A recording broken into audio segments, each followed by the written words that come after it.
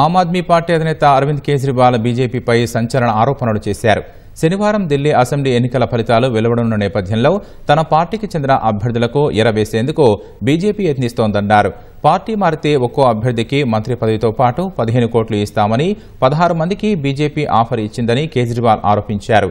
కొన్ని సర్వేలు బీజేపీకి 55 సీట్లకు పైగా వస్తాయని చూపిస్తున్నాయని పేర్కొన్నారు. అవి నకిలీ సర్వేలన్న కేజ్రీవాల్ ఆమ్ ఆద్మీ పార్టీని విచ్ఛిన్నం చేసేందుకు జరుగుతున్న కుట్రగా అభివర్ణించారు.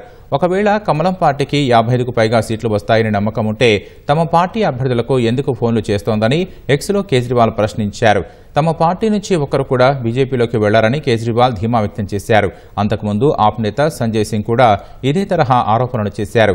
మరోవైపు బీజేపీ నుంచి తనను కొందరు సంప్రదించారని ఢిల్లీ మంత్రి సుల్తాన్పూర్ మజ్రా ఆప్ అభ్యర్థి ముఖేష్ అహ్లావత్ ఎక్స్లో ఆరోపించారు. తాను మరణించినా సరే కేజ్రీవాల్ను విడిచిపెట్టి వెళ్లనని పేర్కొన్నారు. అయితే ఆమ్ ఆద్మీ ఆరోపణలను ఢిల్లీ బీజేపీ అధ్యక్షుడు వీరేంద్ర సచ్దేవా ఖండించారు. ఆప్లో ఓటమికి సంబంధించిన అసహనం కనిపిస్తోందని ఎద్దేవా చేశారు.